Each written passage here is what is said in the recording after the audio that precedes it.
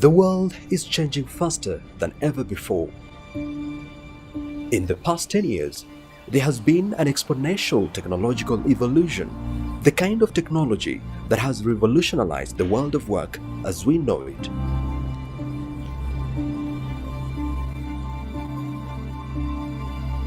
The Lawyers Hub was founded on the principle that law needs to interact more with technology, and that greatly affects tech policy as well as access to justice.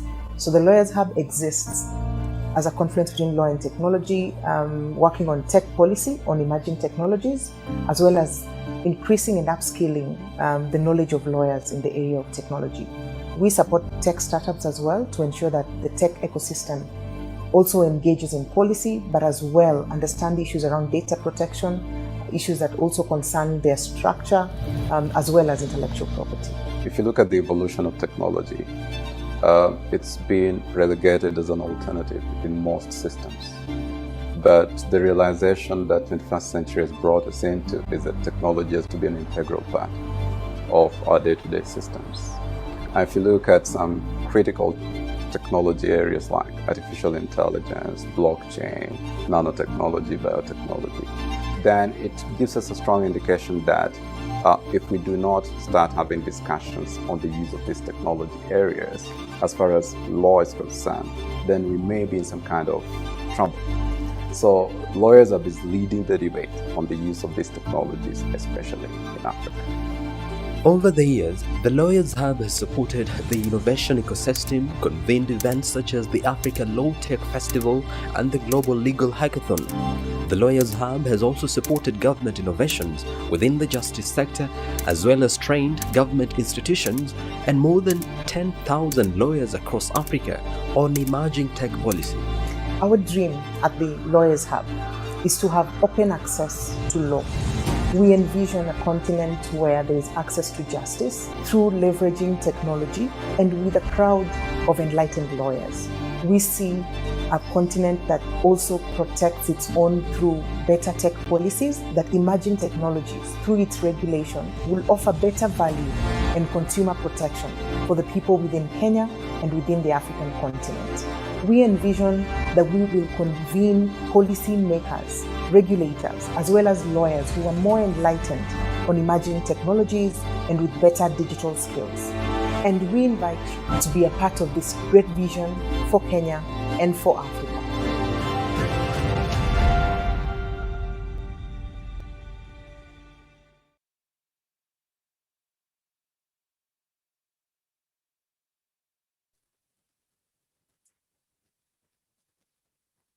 Good morning or good afternoon from the Lawyers Hub. It's a Monday morning or afternoon. It's 12 noon.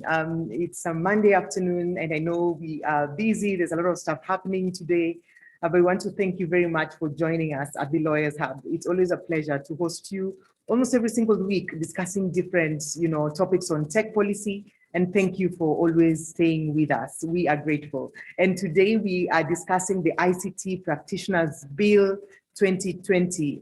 Parliament has resumed this month, and there's a lot of activities happening at the legislative front. And we want to thank you very much for engaging on policy making. This is important.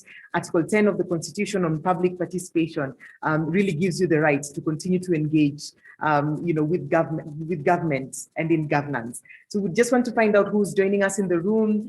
Please use the chat function. Just let us know what's your name, where you're joining in from. Please feel free to type to all panelists and attendees. So type to everyone. So it's just not panelists who will be enjoying the discussions that we are having. If you have a question, also let us know. We are live on our social media platforms as well. Please invite your people to join in. If they want to ask questions, if they want to engage, you can only do that by being on this particular, on the Zoom platform. So I want to thank you very much for joining us. Use the Q&A tab if you have a question. Sometimes the chat really gets busy, and so it's really hard to know to follow up with the questions. But if you want to interact, let us know where you're joining in from. We have CS Monica Muthuri, who's joining in from Nairobi. We want to thank you very much for joining us. We sincerely appreciate Alex Watila, who is in Nairobi and is part of IEE, Kenya Computer Society. Thanks for joining us. If you're a techie who's joining in our event for the first time as well, please feel free to chat, to type on the chat. Let us know what you do, how we could engage as well. I see Alfred Ongere from AI Kenya, that's Artificial Intelligence Kenya.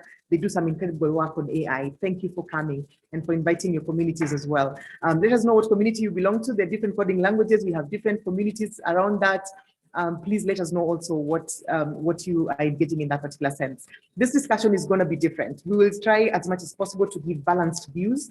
There are people who have, sort of extreme views, but at the Lawyers Hub, we're going to ensure that we actually engage those who are for the bill, those who are against the bill, to see the positives and also see the negatives. So I ask that we be respectful of each other and ensure that we also, get our views heard in this particular sense.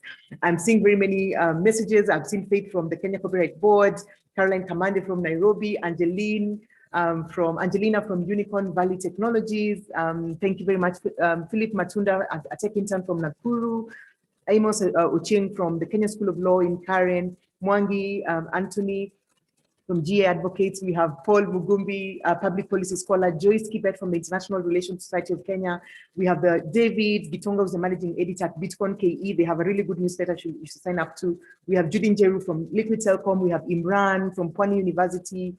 He's a senior support specialist and he's also an MSc candidate. We have Muda Dedan, Sigi Mwanzia from Article 19, Brian Iluve. We have a student from ZTech, Theophilus Kibet, Paul Mugambi. Thank you very much. We have the CTO at ADESA, that's Muda Dedan, Richard Gary from Ministry of ICT. Thank you very much. Cassandra from Nairobi Legal Hackers, Joe Ouko from GM Dimension, Lillian Wambua, who's a policy advisor at ASEC, Cyril Njagi, ICT Authority. We have Mabiria David, oh my God, I'm losing track. Estamburu, Udi Kiguta, Natalie Kilu from CPIT, Lydia Kimani from IRSK, Michael Nganga, for an ICT practitioner in Nairobi. If I skip your name, I'm really, really sorry, but we really appreciate you for coming today and we look forward to your feedback. I'm also seeing Michael Michi from Triple OK, who's the techie. We have Kinoti Gituma from Kingpin Limited. Thank you very much for joining us, guys. We sincerely appreciate. And if you can, please share this poster, the poster that you got and the link, share it on your WhatsApp groups and just saying, I am sharing this because I support the work that the Lawyers Hub and KEPSA are doing today in convening this discussion. We want to thank the KEPSA for their support. We are members of KEPSA and we're really grateful for Joyner and the team, as well as the chair of the ICT Sector Board for really supporting us throughout this journey. Thank you very much, Fiona Asonga from TESPOC as well. Thank you very much. That's the Association of Telecommunications in Kenya. So let's go to the presentation today. We want to begin from what does the bill say, and then now we can sort of form an opinion. If you have come in and you haven't read the bill, we will be posting the link as well on the chat. And so you can be able to peruse as we go along. We'll also share our screens.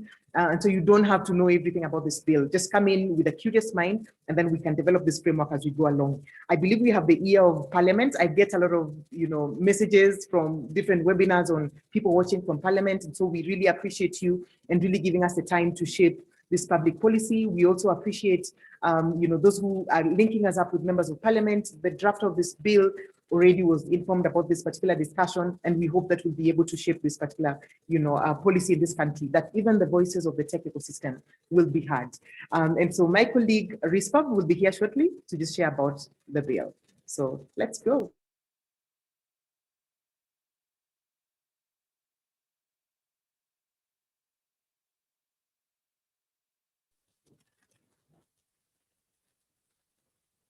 Good afternoon. My name is Crystal Nyango.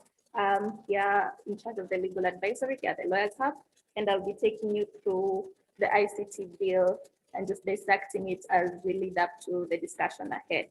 So next slide, please. As you can tell, just give a brief outline of the bill, its impact, and we'll do a short comparative analysis, and then we'll be able to ask our panelists to contribute to the discussion. So now, Kenya has a number of laws that govern the ICT sector.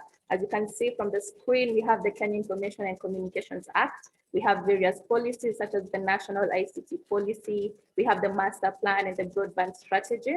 We also have various regulatory organizations such as the Ministry of ICT, the Communications Authority, and the ICT Authority. And we also cannot forget the civil societies that are present, such as Kiksanet and Zalendo. And therefore, it's a very multidimensional space. It has multiple players. It has many people involved. And this has resulted to the innovation that we see in this sector. We have about 97% internet penetration in the urban centers, up to 300% increase in investment volume over 2018 into 2019. And then the space is increasing at the rate of 23% over the last decade. So now this is really great progress. And I think it brings up the question as to whether this bill will be relevant and will be helpful in forwarding, or rather taking us in the direction that we are currently moving in. So now to just break down certain aspects of the bill, we have the object and the purpose of the bill. It's seeking to provide for the training, the registration, and the licensing of ICT practitioners. It's also seeking to prescribe the standards of practice, to establish the ICT Practitioners Institute, and to establish the council. And also it prescribes for the offenses for non-compliance. So now we're going to highlight each of these provisions just so we get a clearer picture of what the bill is about. So with regard to the establishment of the ICT Practitioners Institute, this institute is going to be governed by a council, which is going to be known as the Council of the Institute. The members will be those people who sign up and are registered as ICT practitioners, and then they're going to be grouped into various classes, such as the fellows, associates, and then any other class that may be prescribed later.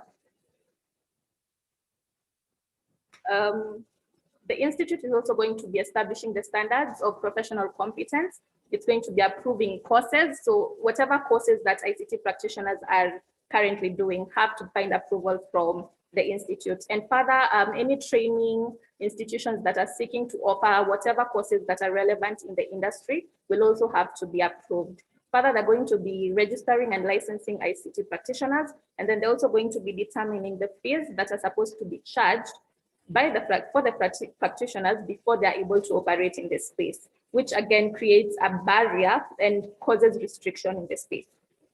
Moving on, I'm just going to highlight the functions of the Institute. So as I'd mentioned earlier, it establishes the standards, approves the institutes offering the training, supervises the professional conduct, and so it also is in charge of disciplinary action in the space. And so this is going to be they're going to be very hands-on, and all work and factors are going to be tied to them, which again is not going to be helpful in my personal opinion. We'll just move on. Now, as you look at registration, with regard to registration, so the ICT practitioners who are seeking to be practicing in this space will have to meet up to a few qualifications.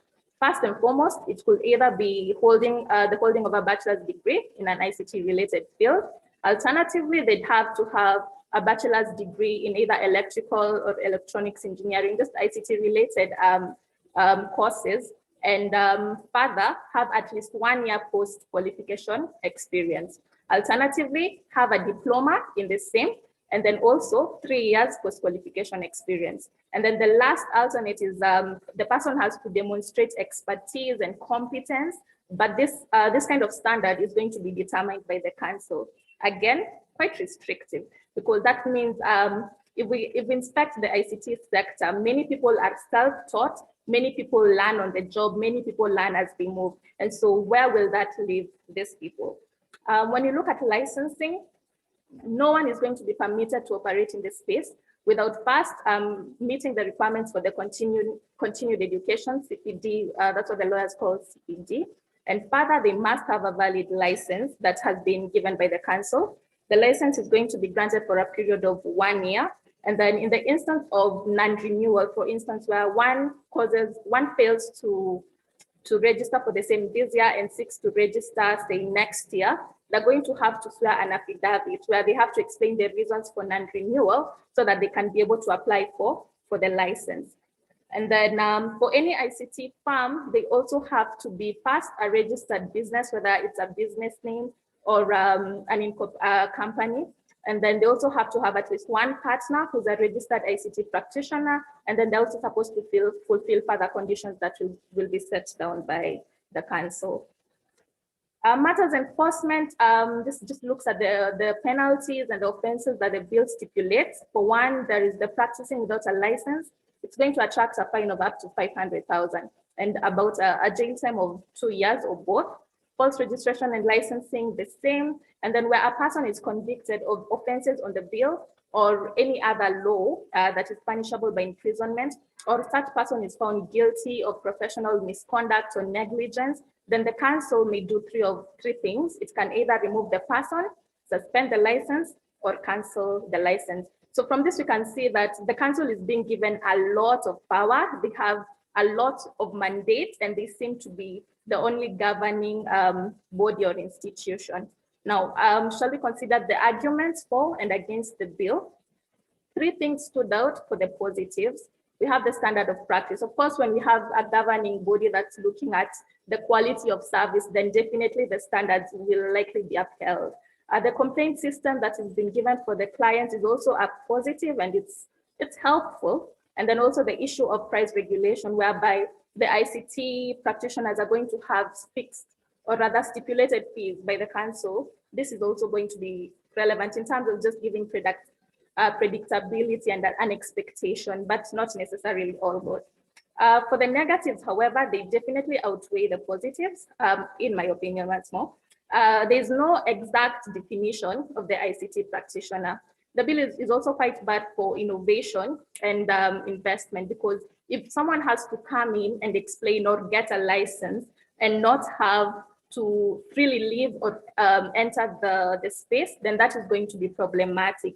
As you can see, we have very many investors, especially with regard to startups. Startups has been such a key thing for us in the past couple of years, and I think this is really going to impact in that space. We also have the licensing fees that is going to lock out a number of people who are just starting up or people who are just coming into the space. The issue of qualifications is also going to lock out people, for example, those who are self-taught. And then lastly, the issue of privacy. When they're collecting the data and the storage, issues of privacy are definitely going to come up. So we made an effort to just compare ourselves with other jurisdictions and see what's going on out there.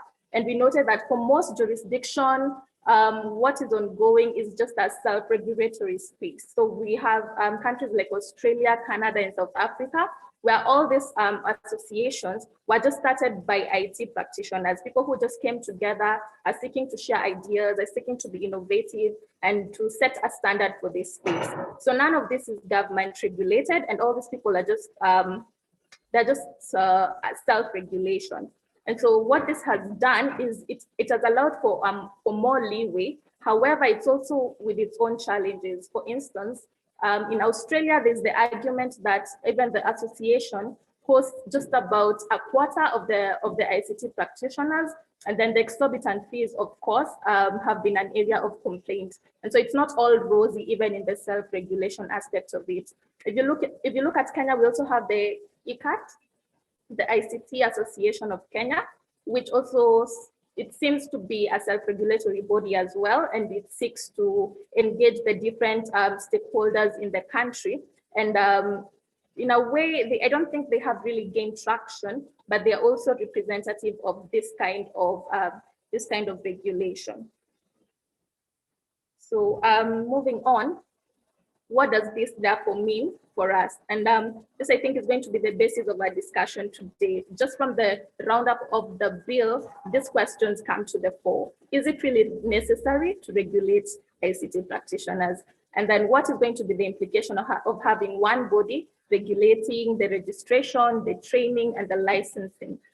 They could be adopting what we see the lawyers do. However, the lawyers have multiple bodies in charge of different things. In this case, it's just one body that is cutting across all these issues. How safe is that? And then how will a person be able to gain experience when they're required not to practice unless they're registered and licensed? That is definitely an issue of concern. What is the scope of practice? If you look at lawyers, there are certain things we can do, certain things we can't do without a practicing licenses.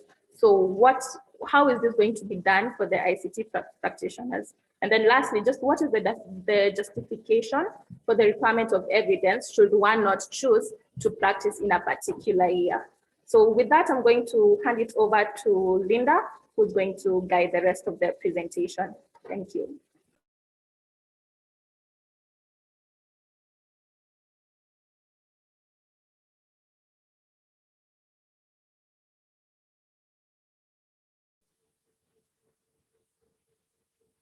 Thank you very much, Rispa. I hope that we found that useful on the different comparisons on how the bill looks like, different jurisdictions, and what models we could have.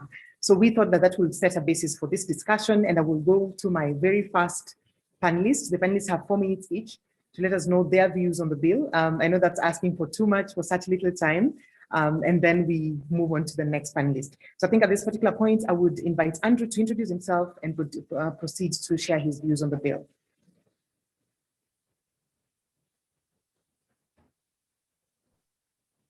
I think Andrew, you're still on mute. There we go. My name is Andrew Alston. Thanks for having me. I am Liquid's Group Head of IP Strategy. I've been working in the industry part-time since I was 12 years old, full-time since I was 16, and I am one of those self-trained individuals. I will state firstly that I am probably the most vocal opponent of this bill that you will find, and here is why. Number one, the bill contains no problem statement. There has been no research into what the actual problem is that has been shared. There's been no discussion with the major sector bodies as to these problems or potentially other ways to solve them. It contains a definition of ICT practitioner, which would cover about 80% of the population. My reading of it would be even the secretary who puts data into an Excel spreadsheet would be covered under that definition. Because of the way that it will potentially lock people out of the industry and ensure that a lot of people actually won't be able to work because they potentially won't qualify for licenses because of lack of degrees, etc., it will degrade the tax base and the tax income from the ICT professionals. It massively damages innovation by restricting those who are self-taught. If you look at innovation around the world, you look at the formation of Microsoft. Bill Gates did not have a degree at the time, I believe. In a comment on a petition that I launched against this bill, one Alan Barrett, who was one of the co-founders of the first ISP on this continent, stated that under the bill, he would not be eligible to work in Kenya. So it massively damages innovation.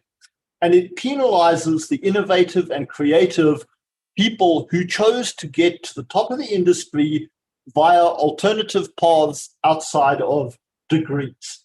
It also, if you look, there are many, many students out there who have a lot of skill and they want to go and get the degrees. So they're using those skills to pay for their studies. This would prevent that. So you prevent people from actually going to get the very skills that they need to qualify under this bill.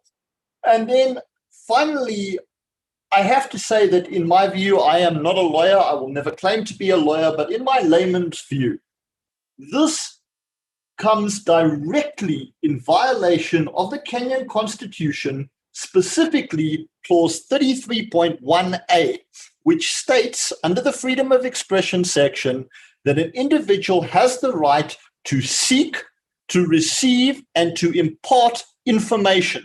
I point out that ICT starts with the word I, which stands for information. So by penalizing and threatening jail time and fines for participation in an industry that is all about the exchange of information, in my layman's read, this is a direct violation and a flagrant one of that of the Constitution of Kenya, and hence I cannot state more strongly how opposed I am to this bill. So that would be my introduction.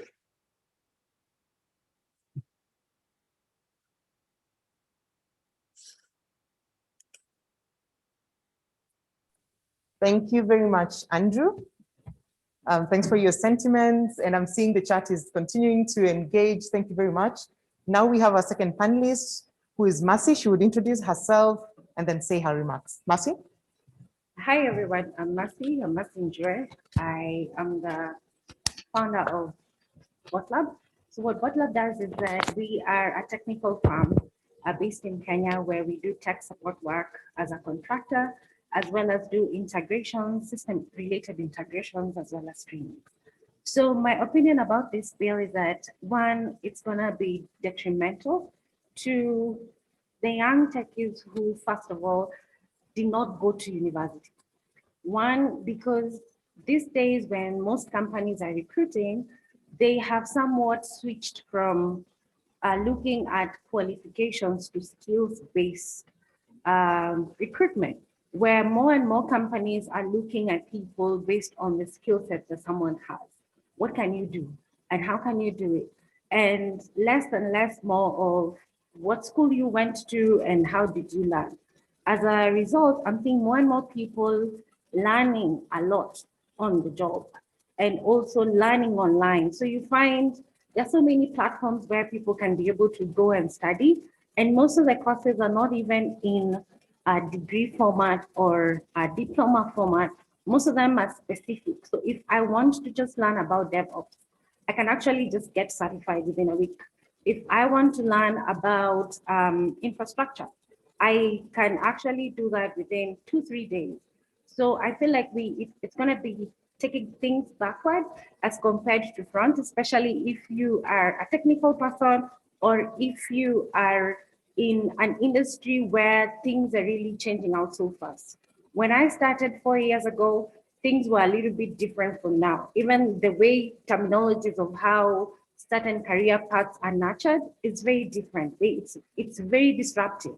So I wonder how this would look like in terms of how will they keep up with the changing needs and the changing definition of the ICT practitioner, especially in different industries where you have maybe like in health, they call them health informatics, and that's mostly in data related. And if you go to geology, they also have different people who are in tech. So how will they define who an ICT practitioner is, especially to the industries where it's just somewhat very varied and different. So in my opinion, I would say it looks like overregulation of an industry that is just changing too fast. Thank you.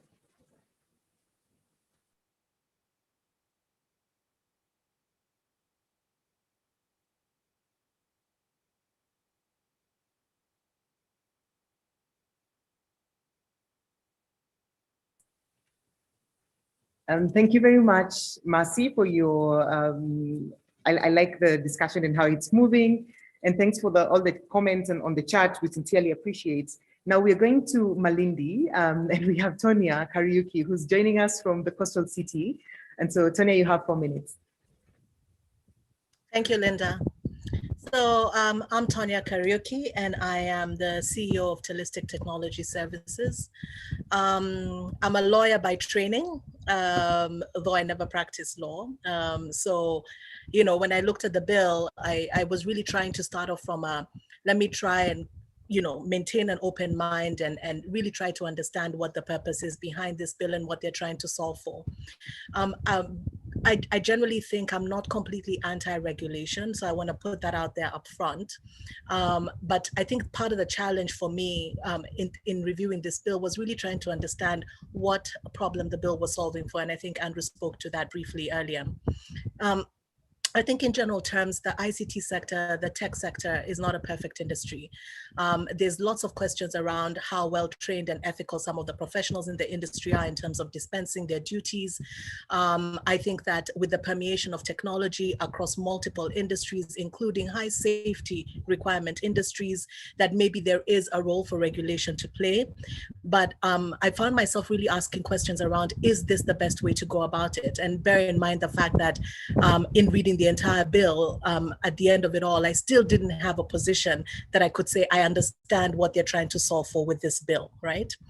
So I'm kind of, partly definitely leaning towards the direction of, I think that the bill is extremely poorly drafted. I agree with Andrew on there's a poor definition here of what is ICT, what entails an ICT professional. And I don't think that is very well thought through. When I look at market forces, market demand, part of the big challenges that we have as an industry, and for me who's an entrepreneur and I own my own company, there isn't enough resources in the tech sector as it is anyway. And therefore, when I see a bill that actually looks like it's going to restrict entry into a field that is completely undercrowded anyway, it already starts to ring wrong to me, right? So that for me is one of the big challenges. There's huge unsatisfied demand in the market, and now we're trying to restrict entry into that market, and it feels counterproductive at this point in time. There was a couple of the clauses that I think really stood out to me. So for example, when I imagine that this ICT institute is going to be responsible for things such as training, you look at the rate of change in tech stacks and so on. Are they actually really in a position to keep up with some of that? We already know with our existing academic institutions, we have trouble with the skill sets that come out of that. And it's not because of lack of talent. I think it's probably a curriculum issue, but we also know that in those environments, it takes a really long time for them to review new content, approve it, blah. And I'm just imagining that we're going to be inundated with this highly bureaucratic process that doesn't serve the industry as well. I think my third point was around the fact that when I look at it, the technology industry is ubiquitous, right? And it crosses borders, and there's a serious disadvantage to Kenyan practitioners if we're the ones who are going to be held, accountable in terms of, you must get licensed and so on. We have technologies coming in from around the world every day. There's no way to control what people use. And what essentially the bill is going to end up doing is creating restrictions on local innovators, as opposed to creating the right opportunities for them to grow, test, pilot, and grow their innovations in the local market and then push that out into external markets. So this does not benefit local innovators in any way, shape, or form, right? And then even in terms of reviewing the definitions of the ICT professionals, I mean, I kind of took a moment and looked back at my team, and I'm like, I think that typical technology teams are too broad to fit into this cookie cutter space that this bill is trying to create. So for example, if you compare against the legal profession, of which I am a member, the law is the law is the law, and you go and you study law and you graduate with your LLB, and then you go to the school. It's very straightforward, right? But in the tech space, there's so many different players that come into the technology sector, from people who are on the front end with users, PMs and so on. How do you actually try to regulate that? And is this control that they are trying to kind of put in place, is it an illusion? I think that, you kind of look at the bill, and the ultimate outcome for me of this bill, were it to be enacted, would be that the control that they think that they're going to have over the industry is going to be largely an illusion. I don't believe that it's enforceable, and I don't believe that it captures the bulk of the industry in the way that it is supposedly intended to do. The last piece, or my last comment on this, is really, I spent a number of years, I worked at Microsoft for very many years, and I spent a large part of my career there in the HR space, right? And I reflected on that, and I have to say, probably 80% of any tech resources that were ever hired while I was sitting in that HR docket, none of them had degrees, right? This whole concept of an industry that is that is kind of defined by a degree, I think does not play well in the tech space. It's not realistic to assume that it does. I'm a fundamental believer in the fact that software engineering in particular, for me, is an outcome of practical application. It is not an outcome of a theoretical criteria that then determines that, oh, you are a great tech person and therefore now you deserve to be licensed or not deserve to be licensed. I think overall speaking, if we understood, like Andrew said, what the problem statement was and what they're trying to solve for, then that allows for the right discourse to happen in terms of determining then what type of regulation is required in this space. In the absence of that, and in the construct that we find ourselves in, where here is a bill that doesn't cover a large component of the ICT industry, that doesn't take into consideration how the ICT industry, the rate of change in the ICT industry, how that impacts a so-called licensing operation. And three, when you look at the undersupply of technology resources, not just in Kenya, but in the world, and to apply this sort of criteria and licensing that's mandatory and punishable by law, overall for me, it's a no, right? So I look forward to the discussion and the debate that will ensue. And thank you very much for the opportunity, Linda. Thank you very much, Tanya, for your sentiments. And now we go to our other panelist, who is Timothy. Timothy, you could introduce yourself. Timothy Oriedo, introduce yourself, and then let us know where you stand with this bill and your sentiments around the bill. Yeah, thank you, Linda. And I really appreciate this opportunity to be able to participate in this discussion that's directly impacting us. So I'm the CEO and founder of Predictive Analytics Lab. So we've been actively in the space of training and providing certifications to various professionals who are seeking to move into the data science space. So currently we are using the NITA license. So this is a bill that's directly going to impact us in ensuring that we are providing the right quality of education. I'm also the chairman of the Data Professionals Association of Kenya. So we recently got our registration from the Registrar of Societies. So I'm really keen to see how we're able to fit into this bill. And a lot of things that have been mentioned there, ranging from the CPDs to the certifications, are really something that we as a community had thought of evolving it into an organization that we're able to set up that can be able to provide those answers so that we don't lag behind as a region towards the global growth. So I just want to start by mentioning that this is a good initiative. It's got good intentions. However, I don't support the bill in its current stature as it is.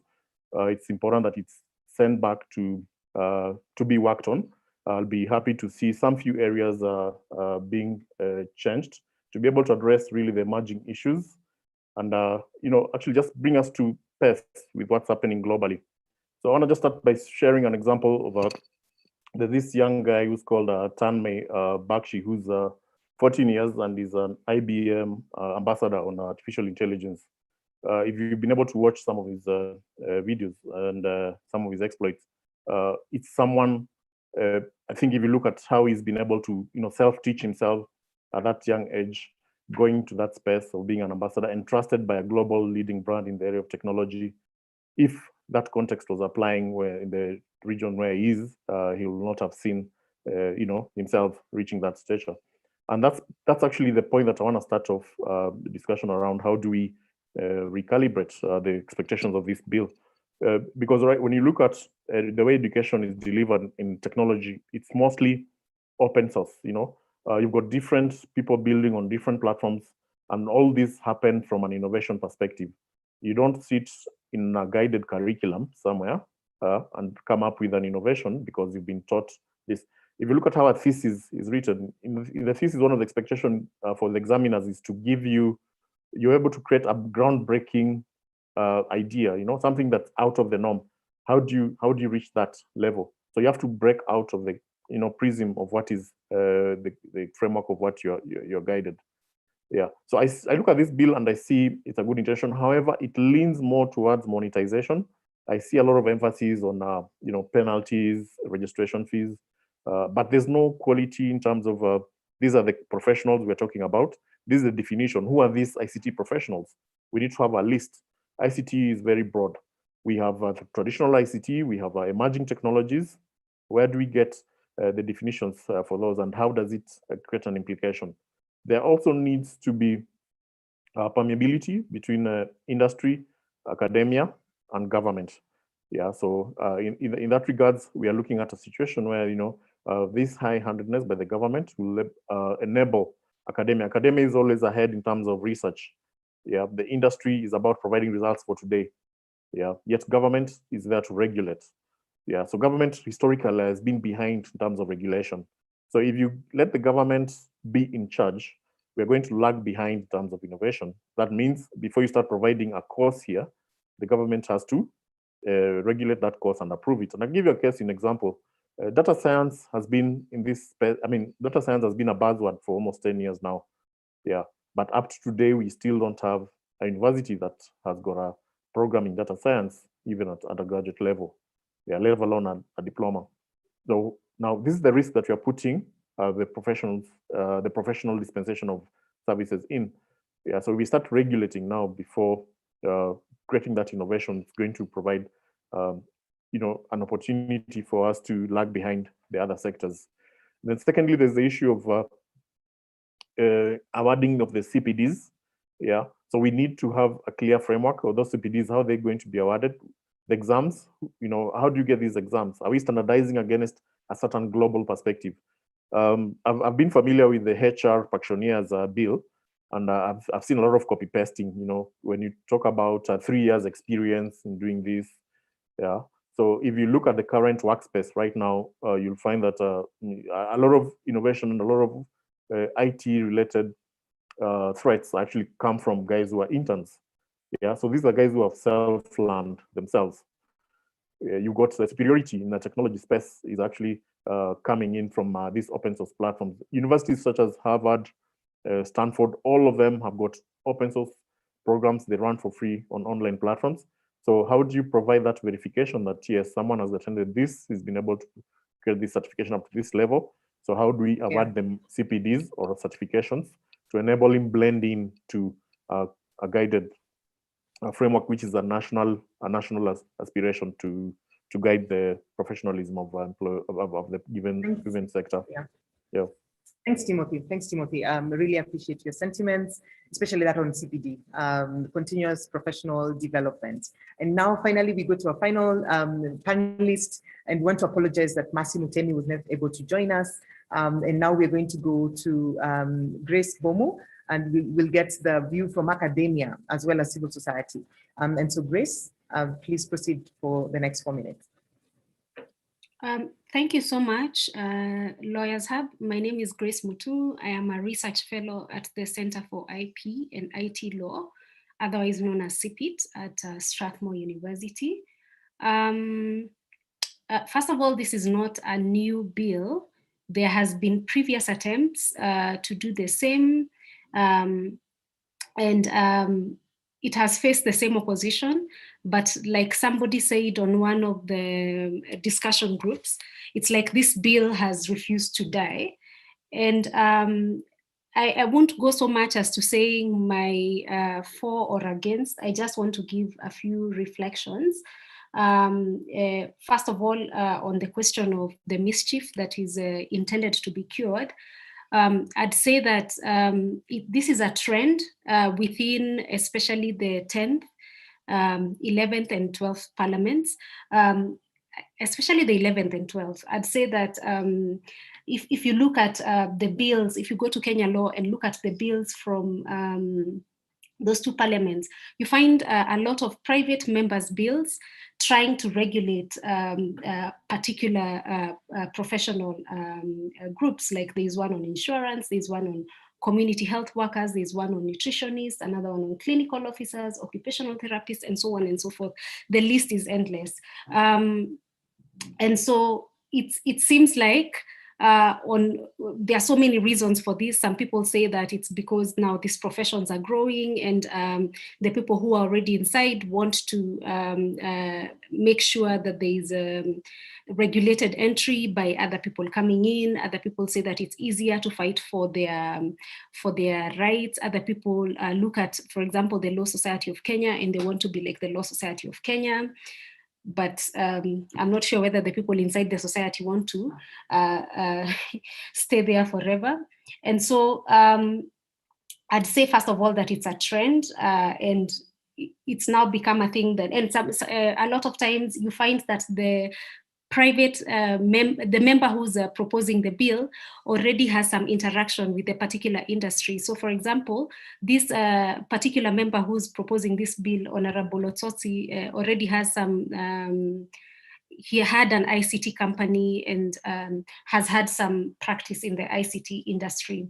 However, when we go back to the law and the constitution, remember we want the 2010 constitution tries to change and to make the people supreme and the people to be sovereign. And so it's interesting that the people who've spoken before me who are practitioners don't seem to be the ones who asked for the bill. And so the question becomes, then who asked for the bill? Who's pushing for the bill? And the legal issues that come out, and they've already been said, I don't have to reiterate them, I'll just list them. There's the issue of freedom of association. There's the issue of freedom of labor for people to be free to work. And then there's the issue of, is government going to be providing a facilitative environment for business, or is it providing barriers to business? And I say this noting that it's not a government bill this time round, but a private member's bill. But will it result, the end result be government gatekeeping for thousands of young people? And then there's also the issue of moving on with the times. Is this the age when you want to regulate things based on standards like academic standards, or do you want to regulate based on other issues, or do you want to regulate, do you want to leave it to the market to regulate? And then I just also quickly wanted to mention the issue of the process. Right now, the bill has already gone through the first reading. So it has been thrown out here for us to give our views. And for example, what we are doing right now is to, we are giving our views, and then later they can be consolidated and, and be taken to the committee that is dealing with this bill. This is the one chance, this is one of the chances where we can give our views on the bill and express ourselves. Remember, we are sovereign. And then after the second reading, the MPs themselves will also have a chance to debate this bill and also vote on it. So even after you've given your views, please reach out to your member of parliament or to the members of parliament who you have audience with. And there are a lot of them on these platforms. There are a lot of young members of parliament who say that they're there to represent the views of the youth, and a lot of ICT practitioners are either youth in physically or in spirit. And so there's also that space to give views so that at the second reading, MPs can be aware of the public sentiments, and then they can also vote according to the public sentiment.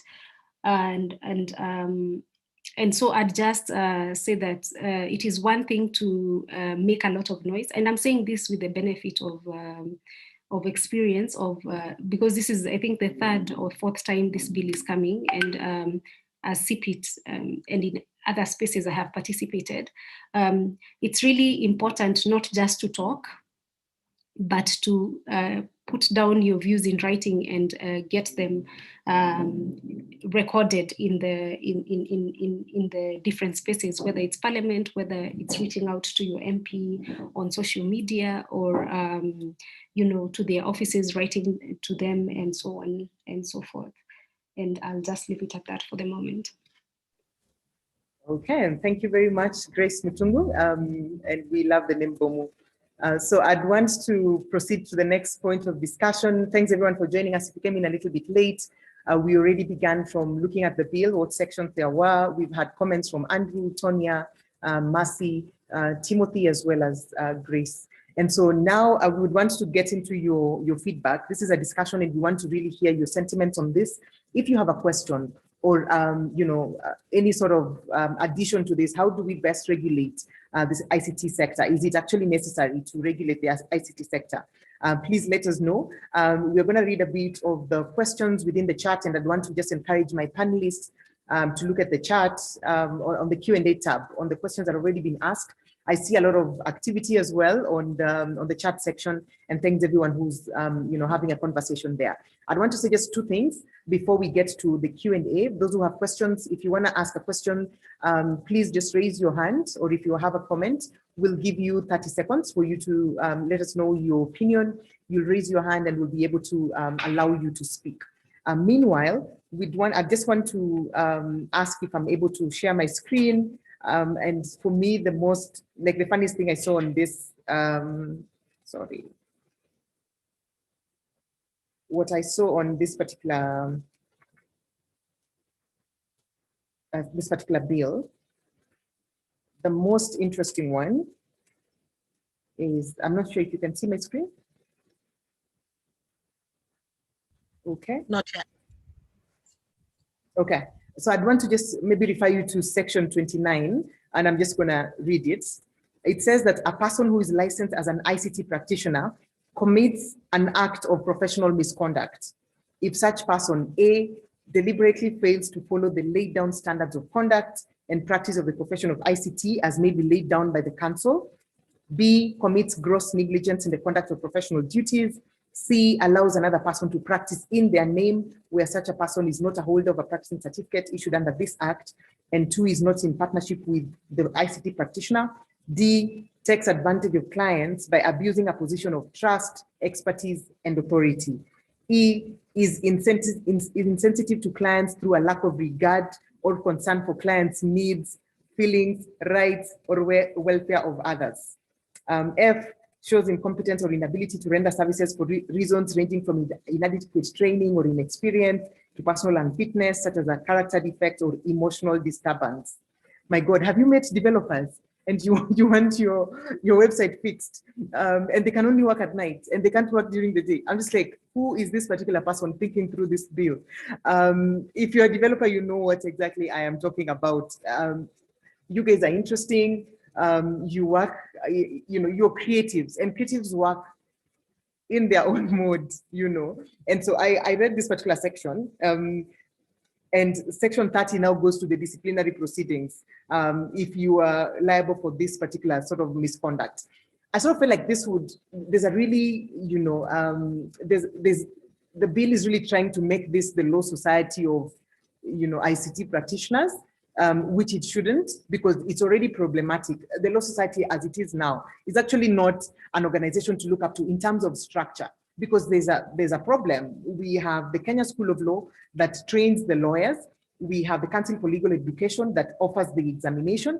And then you come into the Law Society, So that difference is very clear in that sense. And it sort of helps us to insulate all the things that happen within the industry. In this sense, we only have the council that sets up what happens at the institute and also what happens within the profession. And I want to just take us back to section 5 of this particular bill. And I'll just read it. The council shall consist of the principal secretary in the ministry for the time being responsible for matters of ICT, the principal secretary in the ministry that is responsible for national treasury, then a representative of the ICT authority, another one person appointed by the cabinet secretary to represent training institutions in Kenya. Then we have one person appointed by the cabinet secretary to represent examination bodies, maybe CASNEB. Then we have 4 persons of good professional standing nominated by 1, the Information Communication Technology Association of Kenya. Please confirm in the chat if we have that already, the ICT Association of Kenya. 2, the Computer Society of Kenya. 3, the Telecommunication Service Providers. And 4, the chairperson of the institute elected under section 8. And then we also have the chief executive officer of the institute, who will also be, who shall be the secretary to the council, but does not vote in that sense. So if you look at this body from the council, are you actually represented? Are you represented in this particular council? Are you able to actually change? If there are matters that are actually happening, are you able to change it? 2, you must think about the annual there's going to be annual licensing. So you have to pay for your license. You also have to pay for continuous learning, which you pay for at the Law Society. So every single year, an average lawyer will spend about 25,000 a year in order for them to get, actually, even more, 25 to 30,000 for you to get your practicing certificate and to also to continue to, to pay for library and these other fees and, that are introduced. And so I want to ask you as practitioners within this particular sector, does this actually excite you about this particular sector? We haven't really even delved into those who are running IT firms. So we are going to be treating IT businesses like a professional business. That means that I need to be licensed for me to engage in that particular industry. This is interesting. Compare countries like India that are simply in 6 months, you're able to join a boot camp, get to code, and then within a year, you completely transform and get into the IT sector and begin to code and do some really nice stuff. India is exporting its talents to the US a lot. Many of the things that you're using now. And look at Nigeria also. Nigeria has a really large labor force. And we have these small coding companies that are now running and teaching people data science and teaching people how to code. In Nairobi, we have Moringa School as well that has been running classes. So what do we do? How do we continue to ensure that we have a steady stream of professionals? Tanya recommended and pointed us out to the fact that there's still a skills gap within the tech ecosystem. How do we ensure that we have more people trained and we also don't throttle this particular industry? And so we are going to give you a few minutes to just let us know on your thoughts, and also be keeping an eye on the chat. So let's go to the those who have their hands raised up, and I'm going to ask Lawrence Njehia to unmute and please speak. Then we'll go to Tim. Lawrence? Yes, thank you very much for this lively discussion. I just have a quick question. The bill is what stage did I believe it should be Bomo who said, what stage is the bill at right now, and how can we provide more public participation on how to reject this bill? And the second question is, if we engage our representatives in parliament, what should we tell them to do when it comes to this bill? Thank you. Thank you, Lawrence. That's a good question. We will go to Tim Wiruri, and then I'll go to Marvin Hosea. I'm a little disappointed I'm not seeing any female hands. Please, if you can, raise up your hand and ask a question or make a comment. Tim?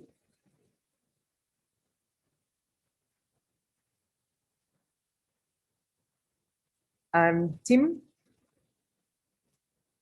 Okay, we'll go to Marvin Hosea. Yeah, my name is Marvin Hosea. So I'm a CEO at a company called Upslab. So I've read the bill and also got some insight from what you've said. Could you speak up a little, Marvin? So I'm saying, my name is Marvin Hosea. So I lead at Upslab Limited, IT company in Kenya. So I read the bill and also have some insight from what you just said. And I think the problem that I have with the Kenyan government is, yes, they're coming up with this licensing kind of model of, let me just call it taxing Kenyans. And I don't think that is the right way to go, because the IT industry is still young in Kenya compared to other countries like India, just the way you've said in Nigeria. But now, also on the other hand, most of IT experts are self-taught. So most of them, they come from different disciplines, like let me say business, and transition into IT. So if they don't have qualification, if they don't have papers, how are we going to license? That's the first question. Then the second question is, this is going to affect innovation massively, considering you can sit at home in your bedroom or garage and start something. And the requirement, if you don't have a license, that means you're not eligible to kind of run that business or company or startup or whatever it is, application or software. So have they put in place a structure that discuss how to transition from a startup into a business without license? Then finally, how is this going to affect the current existing business? Okay, that means those who have money can can easily start IT business, but those who have skills but don't have money cannot start IT business. Same thing happening with engineering. Sorry, the last one. Yeah. Same thing happening with the engineering. You find graduates cannot start engineering company because they have to go through the gatekeepers and go through, the license processing. I know there's, there are those processes that they need to follow because, experience and what have you. But I don't think this is necessary in IT. Yeah, so maybe Thank you. Thank you very much, Marvin. Thank you. Thank you very much, Marvin, for your sentiments. And talking about engineering that you've mentioned, we have Engineer Ndolo, I believe. Please proceed, and we'll take this fast. Hello, good afternoon. Can you hear me? Yes, we can hear you. Proceed. I am in the field of electrical electronics, major specialized in electronics and telecommunications. So apparently, Kenya, we are into bureaucratic paperwork, too much paperwork for the common man, and the people who suffer most of the time are the fresh graduates. Now, I will give you an example. I literally finished my education in engineering, but I went into a bit of data science. So data science they're also thinking of moderating it. Engineering is hard myself, because you finish your degree, you have to go through as my friend has said, gatekeepers. You have to go through the channel of being trained for 3 years. Doctors go through 1 year, lawyers go through 1 year. So what are we doing, you as lawyers, for example, to ensure that you protect the common youth that is in Turkana or is coming all the way from Elwak up somewhere there, who is interested in IT, but is going to be blocked by this kind of paperwork? Please, lawyers, help us, because we have a lot of things that people take for granted, and at the end of the day, it's engineers. Right now, Kenya is having around 3,200 professional engineers, but above that, you find that fresh graduates who are still in graduate engineers position are more than 20,000. This is below UN requirement, which requires at least one engineer, professional engineer, for 2,000 citizens. We are 50 million people. How are we going to build it up and develop into a world-class country? Thank you. Thank you. Thank you very much, Engineer Ndolo. I'm going to take the final comment from Esther Mburu. And I'm sorry, Brian has been really raising his hand for a while. So Esther, if you could take 30 seconds, please proceed. Thank you. Mine is just an observation. I am not a professional ICT practitioner. I'm just a common user. And when I look at the bill and what is proposed, it doesn't speak to the common man. It doesn't speak to the common understanding of the global situation we are in and how the world is moving. It's very, very limited, and it speaks to control. And I don't know much about IPs and all that, but what I would like to have heard and to see is how does it create an enabling environment for everyone, considering that almost everyone will have a smartphone or some technology to do business or to interact or to engage, and how can it respond to the common reality? Thank you. Okay. Thank you very much, Esther. And Brian, please, you have another 30 seconds, then we wrap this up. Brian Ilove. I hope I pronounce it well. Brian? Yes, you did. Thank you. For me, I've heard your sentiments and the problem statement from Andrew, and I really love how everyone has pointed out the problem. However, for me, I would want from the panelists, like just 3 things, because I noticed from the bill itself, there is lack of ethical practices that they don't address. That's the first thing. And then other mentorship programs that they've gotten their facts from, and then systems, because I'm an innovator as a person, and still I'm a management consultant. And for me, I would really want to know, as that from now, what solutions can we offer? Because we've talked about the problem so much. what are the solutions then? So that we can make this meeting productive on my end. Thank you so much. I hear you. Thank you, Brian. And we want to go to two industry professionals. We have James Odede, who trains coders in Kisumu at Lake Hub. So James, could you let us know, do you have a solution for this? Hi, Linda, can you hear me? Yes, we can hear you. Proceed. Yes, I think at this point, Kenya is not ready for a bill like this in terms of the level of regulation that it's trying to establish, because we have a government that has a challenge of youth unemployment. So I think it should focus all its efforts to trying to create an enabling environment for young people to work without any kind of limitations. So like you mentioned, we train programmers, and we mostly target people who have not gone through university.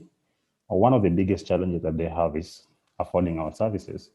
However much we try to lower the cost of training, a lot of young people who are equally talented and have passion for being programmers can still not be able to access those type of trainings because they don't have the money to afford. So if government is trying to tax them with this type of a bill and limit their growth, then I think this government is missing out a lot in the potential of technology in creating the jobs that the youth need.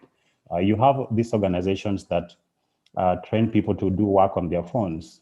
And by just a day's workshop, somebody can start doing, even if they're adding very little, they're able to, have an income. So this bill is not yet, maybe in 10 years, when the industry is a lot more established. Thank you very much, James. And I want to ask my panelists to begin to prepare solutions. What do we do, and what are the logical next steps? Michael Michi is a techie who works in a regulated industry within the legal sector. So Michael, would really love to hear your views on this. Michael.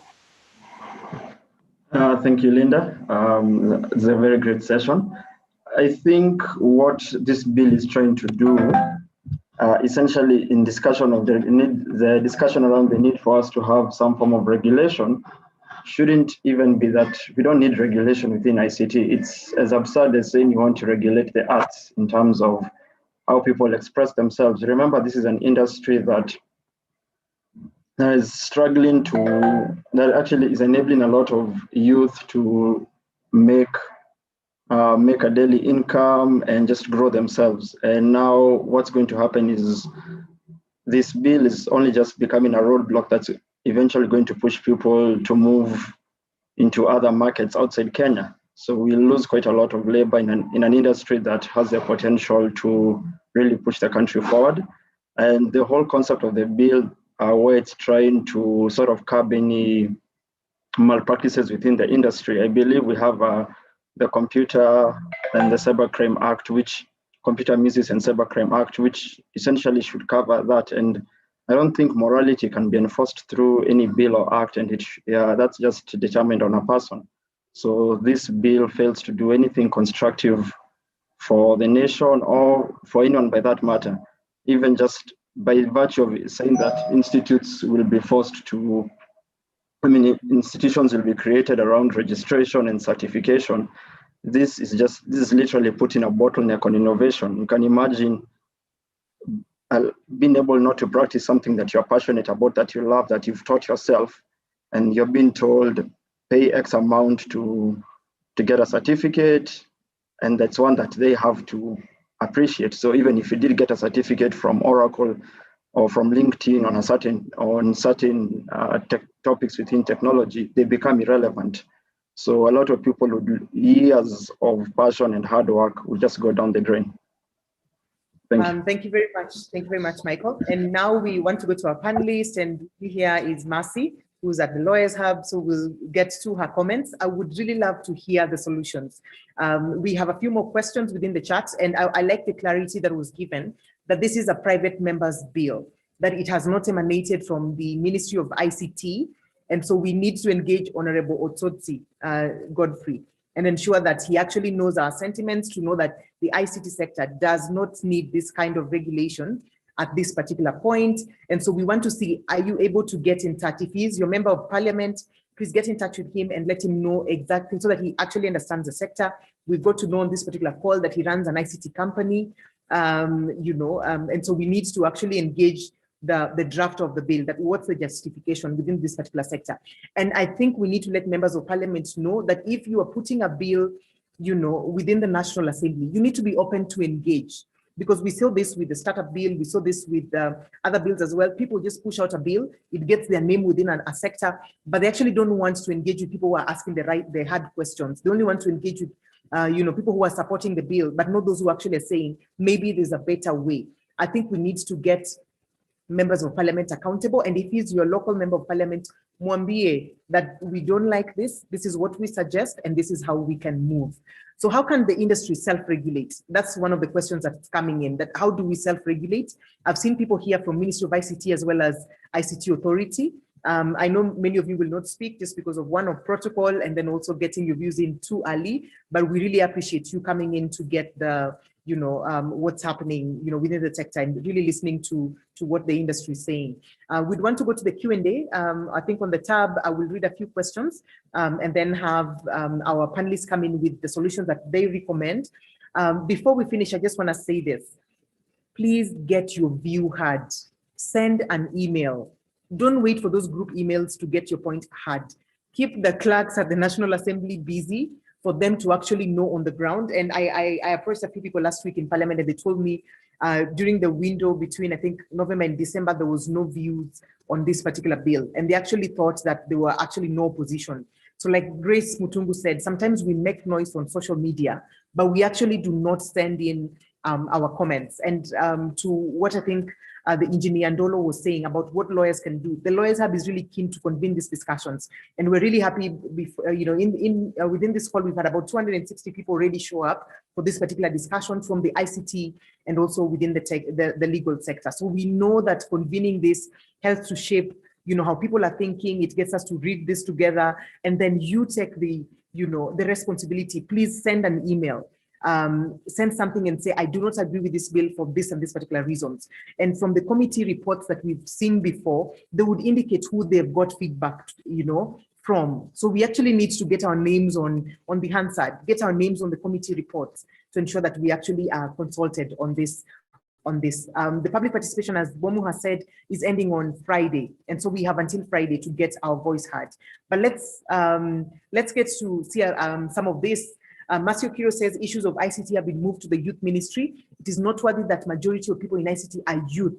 So how will the ministry marry support for youth and now the various payments in the bill?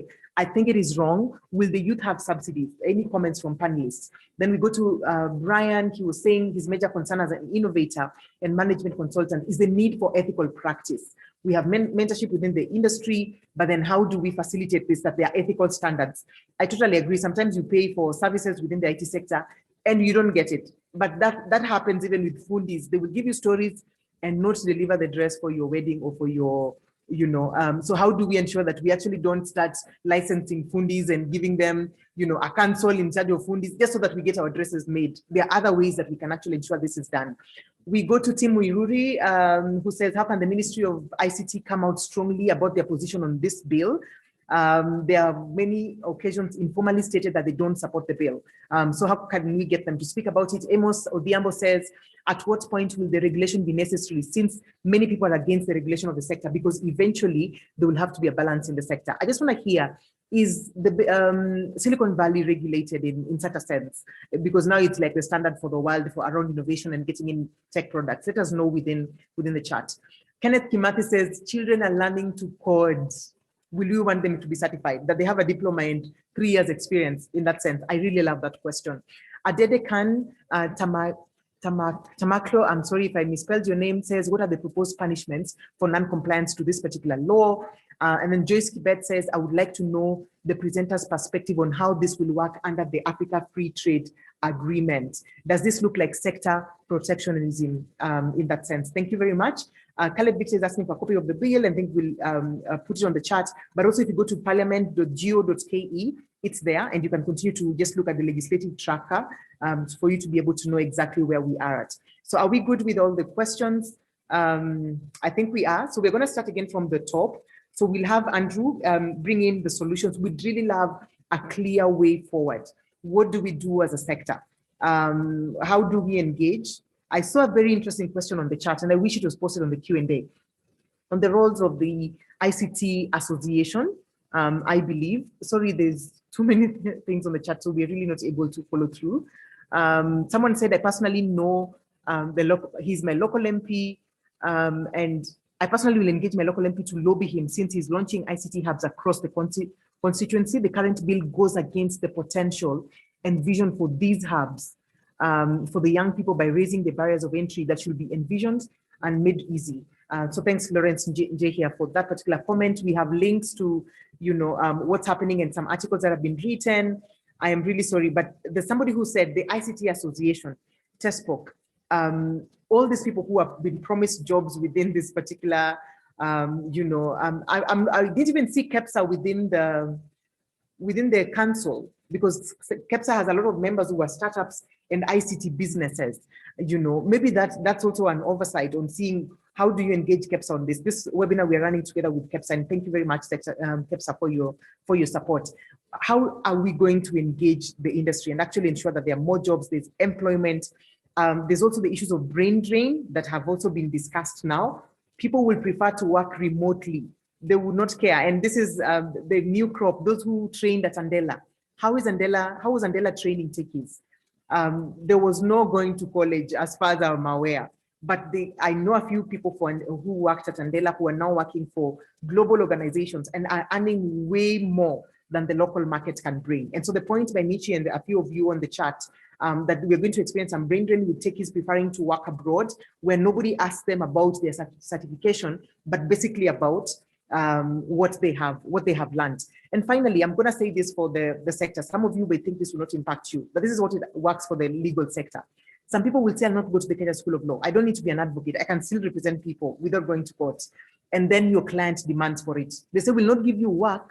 We will not issue this tender unless you're actually certified by that particular body. So that means it's going to affect you whether you like it or not. And some international organizations will also require that you must be licensed in your home country because they want to obey the laws in Kenya. And so that means that we must really engage on this. So I'd want to go back to Andrew.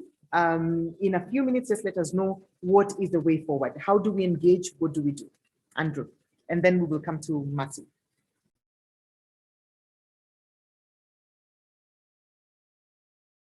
Andrew, you're on mute.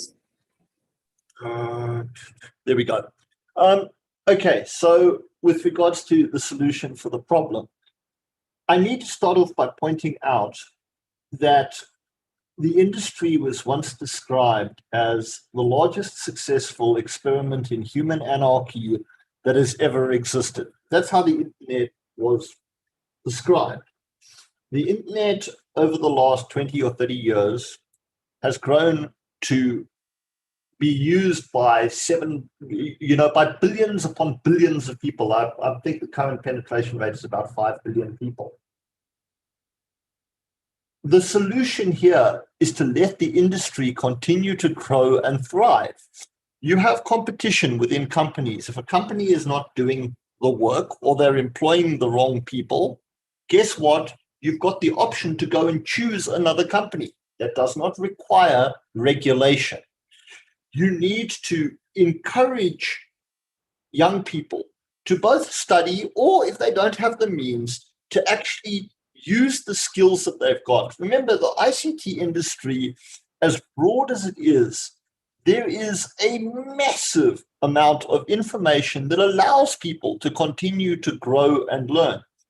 I point out that if this bill had existed when I grew up in South Africa, I would not be where I am today. In fact, under this bill, I would have been fined 500,000 shillings or stuck in jail for 2 years.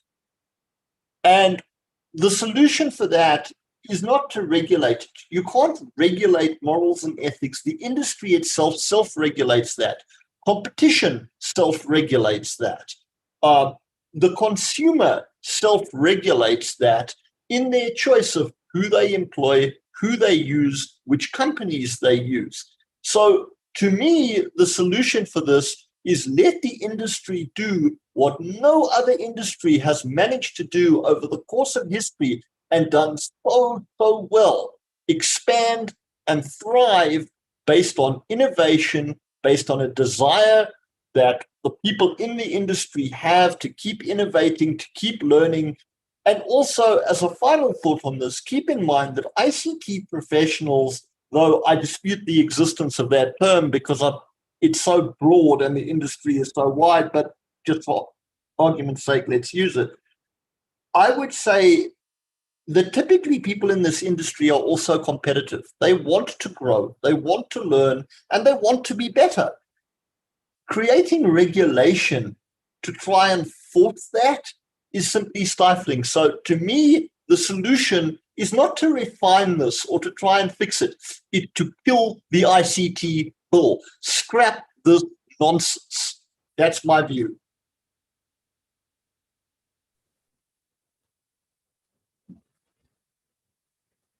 My view is one is to self-regulate. Right now, so far, the industry is already self-regulating. For me, the biggest challenge is that it's going to create a barrier to entry, especially for young people. One, because as a young person who's looking for work, there is so many regulations as to what you need before you are employed. So there's a whole list of paperwork that you need to pay for. And already we are saying that so many young people cannot afford it. So we still want to increase the barriers to which someone can actually look for a job. On one arm, we have so many government entities and projects talking about how they're helping youth get employment. We all laugh and talk about how hard it is to get experience, yeah? How hard it is for someone to get working experience. So when you peg it to a year or when you peg it to 3 years, I think also it increases the barrier to entry already. So many people cannot have the opportunity to even get the work. So immediately after you graduate, you need extra money to pay for the regulation. You need to get someone who can give you experience. And who's going to give you experience when you don't have paperwork? I mean, it's required already. So it creates barriers to entry. And then also to the other side, as a business owner, there is the part where it increases the cost of running businesses, especially when a business wants to pay for their teams. In existence right now, different tracks require different certification programs. So how will the council know what works for my industry? You know, like for certain industries, you find they give certain courses, and then if you don't accrue points, it's a problem. So now, what if those courses that they're currently offering are not in tandem with our line of work? So do we waste money because we require those points, but the training is not relevant to our industry? On top of that, let's think about certifications that are in tech right now. There are so many certifications that are provided by different vendors. Right now, what is happening is that there's liberalization of this kind of training. So you find if I am looking to implement certain architecture and it's blended because it's not tied to one vendor, people take different courses that are in line with what you're looking for, because taking the courses is extremely, extremely expensive for a lot of organizations. So if they are already expensive and they are needed by this person, how easy will it be for this process to be accessible, yet they could be complementary, but not necessary? Then I think the solution for this is to make noise. If you're a business owner, maybe talk to the associations that you are part of and see if you can collectively put them, put your voice so that if, for example, you are part of KEPSA, can you probably mobilize some of the members and talk to them, talk as a body? If you are a member of maybe a CAM, are you able to maybe come together and write something about it? Because I think collectively we have a responsibility, not only as business owners, but also as techies, because we will miss out on opportunities that will come by as a result of the over-regulation and the increased cost that comes with it. Thank you.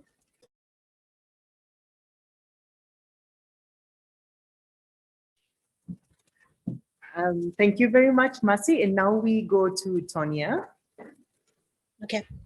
So in the spirit of solutions, so I'm of the school of thought that I don't believe that we can entirely escape regulation. And you know, in as much as with all good faith we say we can self-regulate, I don't know that we have the discipline and the transparency to allow for an entirely self-regulated process. So I'll put that out there and say, you know, I don't know that all of that is enforceable if we self-regulated. I appreciate the fact that we know that there have been, it's not a perfect industry, guys, and we know that there have been issues in the industry. And the question is then, what's the right solution to apply under these circumstances? You know, I debated in preparing for this, like, should there be a code of ethics? But again, the questions are, how do you enforce codes of ethics and things like that? So I don't have a silver bullet, and I don't know that there's a silver bullet. But what I fundamentally believe in is that at this point, this is not the time to regulate talent in this industry, because this is what it comes down to. You're not regulating the outcomes, software products that are created and so on. You're actually trying to regulate talent. And in such a nascent industry, like James said, this is not the time to regulate talent. But, you know, I kind of look at what other regulations exist that could solve this problem. For example, cybercrime bill, the Data Privacy Act. I think we need strong consumer protection. In my view, that's the way to go in terms of regulating the outcome of what this industry creates, as opposed to regulating the talent itself. And when I look at it through that lens, the bill then seems superfluous to me. And then that leads me back to Andrew's point around, I don't think, in my perspective, that this bill should exist, right? It's only creating barriers to entry, making us uncompetitive and so on, without adding any specific value. So there's no net value add as a result of the bill. You know, I've heard various people comment on things like cost. I think that, you know, it's definitely a factor of consideration. I mean, I run my own business, and definitely cost is one of the things that I would take into consideration. But even if it was free, for example, and they said, you know, everyone, you can be registered and there's no licensing fee, it's just you need to acquire the license, I think that the fundamental issues still remain. And so for me, while cost is a strong argument, it's not an argument that can stand on its own. The bill is flawed from my perspective in terms of what it is attempting to regulate and whether it adds any net new value to the entire ecosystem, even from a government, taxation, I don't know, revenue point of view, whichever way you want to look at it. I want to finish up because I know we're out of time, and I want my colleagues to also comment by saying, I think sometimes what plagues us, and this could be a global issue, this could be an industry issue, but I know it's an African issue, is a scarcity mentality as opposed to an abundance mentality. When you look at scenarios like this, scenarios that in my view are designed to exclude people rather than include people, so they are not bills of inclusivity in this case, I just wonder whether we're leaning so much on scarcity mentality, which is more for the few of us, and so these are the gatekeepers we're referring to, as opposed to what the technology industry honestly has been known for, which is come as you are, regardless of what your background, what your training is, and partake in this environment of a creative expression through technology. I really feel that's, you know, that spirit is completely consumed and destroyed by this bill. I want to emphasize what Linda said in summary about reaching out to people, you know, writing papers, sending in comments to your MPs and so on. I think that this is a collective experience. I don't think it's necessarily about, I mean, she said it's a private member's bill, so this is not government trying to screw us. But I think that we really need to speak up and get heard, particularly because we know that in Parliament, there isn't enough representation from our sector. So I think that the role here is for us to do our jobs. Thank you so much, Linda. I want to hand over to Timothy, I think, who follows me. Yes, Timothy, please go ahead. Thanks, Tonya. Yeah, thank you, Tonya. I think I'll be very brief. A lot has been covered already. So mine is just to urge the, you know, all the stakeholders involved in this bill to be able to just come out clear. If the issue is monetization of professionals through paying of licenses, yeah, let's find a better framework so that we don't muzzle the real innovation and the real profession as it happens, because as it's been shared, this is a multi-sided industry. When you talk about ICT, you are talking about a blend of many other skills. And when you look at that now, it leaves no reason to, put some of the controls that have been put in the bill, such as, having only people with a degree in ICT-related fields. The second thing I would like to urge is to have all engines firing in the same direction. We have now the data protection bill, which is already been in its early stages of implementation. It requires companies to have data impact assessment done regularly. Yet we don't have a framework already guiding about how is that framework going to, how is that data protection impact going to be done? This means that we have to look out for skills from elsewhere to come and implement this. So when we have such kind of bills being enacted and we don't have the requisite capacity internally, it will force us to look outwardly to bring those technologies back. We have the discussion around the blockchain going on with the central bank having its reservations around it. You've seen the issues around the regulations governing the usage of the blockchain technologies. So where are we going to find the professionals to guide the government in terms of setting up those structures? So with some of the examples I have in mind, but I think to the ICT professionals who are on this call, I think as the other colleagues have urged you to let your voice be heard. I think there could be ill intentions in having this bill approved as it comes out, because there's less participation of the industry stakeholders themselves, who are the professionals. Because if there was, then this ICT will have clear definitions of terms of the professionals, in terms of the careers, and also in terms of, I saw something about the remunerations also. So this should be something that we need to all participate in, even if you're not from ICT, but you're still going to procure for those services. Such levies and fees will create a shortage in the demand and supply. When you have a few pool of guys who are licensed to provide the services, and then means the price will go up. That's not something that we'd like to end up with. So thank you all, and look forward. Thank you very much, Timothy Oriedo. And now we go to a final panelist, who's Grace Bomo Mutungu. Grace? Thank you so much. I'll just reiterate two things. First, there's already some kind of regulation already happening. It's just that it's not a licensing model, and this needs to come out clearly so that we demystify this whole issue of there being this huge gap that needs to be filled. And that's probably calls upon bodies that are either carrying out all these issues like standardization, training, membership bodies like the security guys. I know they have a really strong one.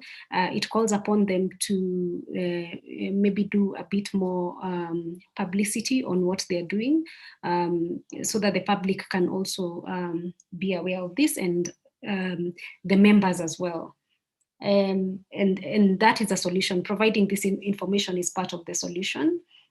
And then we also need to be aware that the people who are not, ICT practitioners, who think they will not be affected, you also need to be aware that you'll be affected indirectly because, for example, the cost of ICT services are likely to go up. So all of us are still part of, this is something that will affect us all. And so all of us need to join the call and give our views on the bill. And then finally, I wanted to say that there's also, an access to information. This could also be an access to information issue. Do we have information on, these so-called bad practitioners?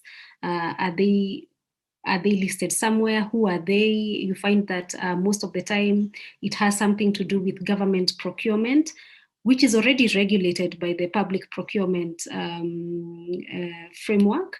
And so, if we had more access to information on even why some of these things are being done, because in previous iterations of the bill, that was stated to be one of the issues, then it could help in demystifying some of the things that are still so gray about this bill. I want to also still reiterate, I think Jackie has shared a copy of the bill on the chat. I encourage everyone to read it because it's not in the hardest English ever. You don't need to be a lawyer with a degree and certification from the Law Society of Kenya or wherever to read the bill. Please have a look at it. And then the email has also been shared, the email to write to the clerk of the National Assembly. And that's the office that receives all the memoranda, then shares them with the committee. It's clerk@parliament.go.ke. And especially for people like Lawrence who are already practicing, I think it's important to even add your voice, especially and state that you're already an association and what you're already doing, and therefore how this bill intersects with what you are already working on. I'll leave it at that. Thank you very much, Grace, and thank you for your sentiments as well, Tonya, Andrew, together with Mercy as well as Timothy Oredo. We really appreciate your sentiments. And we're going to close it this way. Before you leave the call, I see David says he's just submitted his view to the clerk. Thank you very much. I'd want each and every one of you who's really, that you take time and read this bill. It's just 36 pages, I believe.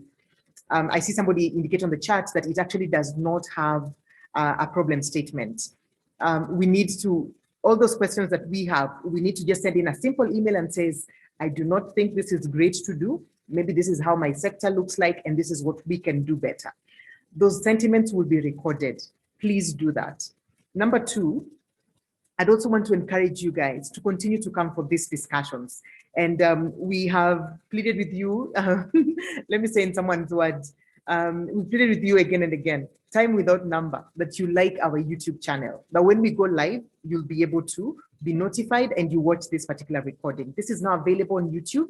And so I want to ask you to ensure that you actually watch this recording. Just watch it again, go and look at the pointers that the panelists spoke about, and prepare your email to the clerk and let them know exactly what we've been talking about. Also, I'd want to encourage you to share this particular recording with your networks, within the tech groups. I was removed on one tech group because I overshared policy stuff, and I laughed and said, you're removing me. The day you'll be regulated, you'll run back to us. And I want to tell you guys, please, within the tech ecosystem, open it up a little bit for policy. Open it up so that you get to engage in these particular discussions. If it's possible to even give us a portal of the people who can do a good job, a place where you can, that's how you start to self-regulate. People who are doing a bad job, taking clients' money and not delivering, are you able to actually begin that directory that will be able to know these are the people who actually do, very good data scientists, these are the ones who've been taught to code. It will be easy for the consumer, like Tonya was saying, just for consumer protection, we'll be able to know exactly where to go to.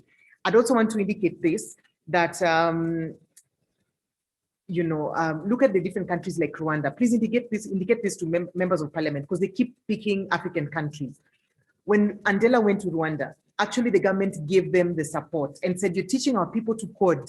This is the support we're giving you. I think they were given some piece of land to work from without paying anything for it, because they understand without training your next generation of tech professionals, you won't be able to change anything, because the current millionaires, either in media or in technology, if they're not in the two, your farming will just get you thus far. But technology will get us to be this country that we're looking for and the money that we're trying to get. Finally, I'd want to say this. I don't know why we haven't figured out, members of parliament haven't figured out how we can take them back home. There's a recall provision within the constitution that they have never actualized. And so I think they need to actualize that before they begin looking at licensing and standardizing other professionals within the particular industry. And I want to ask the tech ecosystem, can we have a tech agenda for the next elections? We have had a discussion here around BBI. And we have a recording, I think, on YouTube on BBI and the tech proposals that it actually made. Are you aware of those tech proposals? And are they going to be affected? Is the constitution going to be to affect the tech ecosystem? Can we engage and ask those questions now so that we don't meet, as a matter of urgency to fix problems that members of parliament are bringing in? We intend to continue to engage even with the draft of this particular bill and hope that they will be open-minded enough to make the changes within this particular sector. Finally, we have a lot of ICT sector bills within parliament right now. And KEPSA has been doing a lot through the KEPSA ICT sector board on just having these discussions and bringing in different people to discuss the bills that are currently ongoing. I would want to encourage you to go to parliament.go.ke and check out the legislative tracker. You'll be able to actually see which bills are coming up and which ones are going to affect you as an industry. If you have members of parliament that you engage with or policymakers you engage with and you want to make an introduction between them and the Lawyers Hub, please feel free to introduce us and let's see how we can work together. And secondly, we received an email this morning and someone said, I really love your discussions, but you can't give me a 24-hour notice or a 4-hour notice for our webinar. And we feel you. We don't also want to give you those short notices. But the thing is this, members of parliament are working overtime, especially with the new bills. And we want to just urge you to continue to come for these discussions, however short the timelines are, because we must be vigilant as a sector. For a long time, tech-related bills will just pass because we weren't organized enough. And so we want to urge you to keep coming, keep inviting your friends. We are not changing the link to this particular policy discussions, at least for the next several months. So we'll use the same link so that you're able to actually simply just hop on this call and be able to join these particular discussions. But I really want to thank you so much for joining us and thank you for everything that you guys do in amplifying our voices. Last week we had a discussion on Huduma number and we also had a second discussion on fiber. And we have seen the sort of articles that have been written just from that particular webinar. People have done blog posts, they've tagged us, you followed us on Twitter, some of you wrote in the papers, please write that opinion piece. Because when you write that opinion piece, people are actually going to, come to you and ask you, can we work together? Can we figure this bill out? There are other members of parliament who actually don't agree with these particular bills, and they will always reach out to ensure that we work together. So I want to encourage you, write in the papers from the Star, the Nation, Standard, write a blog, share it with us, and we'll be able to share with our mailing list. So we want to thank you very much. I hope that we did everything that we could, and our panelists as well gave us their opinions. I hope that you support that the work that they are doing and that we get policy to the very fore of the stuff that we are doing. I want to give you a final parting shot from, I think, Silicon Valley. They said many people are moving from the Silicon Valley because the local government has been increasing taxes. They've been making it just impossible to operate within Silicon Valley. And so people are looking for new cities within the US to move to. And now the startup ecosystem is changing. We risk doing the same thing as Kenya, where we do not actually acknowledge, the stuff that is happening within our ecosystem, that the government actually does not recognize that we are leader in technology and that they need to, incubate and make this sector good rather than coming in with over-regulation. And so I hope that we engage and get this way better. Thank you, everyone, and thanks for posting on the chat. Thanks for your questions. We'll be able to share more information on our very next steps. But see you on the 26th. Write an email to the clerk of the National Assembly, clerk@parliament.go.ke, I believe is the email. Let them know. You don't have to be perfect in your English. Just let them know exactly what you feel about this particular bill. So if you found this useful, let us know on the chat. And Lawyers Hub is turning a year older on Thursday this week. And so on Thursday between 12 and 2 o'clock, we are having a birthday party online. We have a lot of gifts to give away. We want to invite you for that. We hope that you can join us on this very same link. We'll be able to share with you about our birthday party, everything that we've done this far, your support. If you're looking to maybe, win a holiday somewhere with someone you love, if you're looking for some nice headphones, some cash prizes, please join us on Thursday. You can follow us on Twitter at Lawyers Hub Kenya. You can also follow us on YouTube at Lawyers Hub Kenya as well. And thank you, KEPSA, for collaborating with us on this. Joiner, thanks for the good work, as well as thank you very much for the Liquid Telcom, Ben Roberts, for also making this possible for us to have this discussion. Andrew Alston, Tonya Kariuki, Mercy, Timothy Oriedo, thank you very much for joining us as well. And we'll not close this for another maybe 2 minutes to have you interact and network, and then we'll bring this to a wrap. To the team here at the Legal Advisory, we thank you for making things happen. So I see someone's comment, Frederick says, rest in peace, this bill. And Lawrence J here says, thank you, Lawyers Hub, for putting this together. We really thank you for coming. There were over, I think, 200 plus who were on this webinar. So thank you and thanks for coming. See you next time.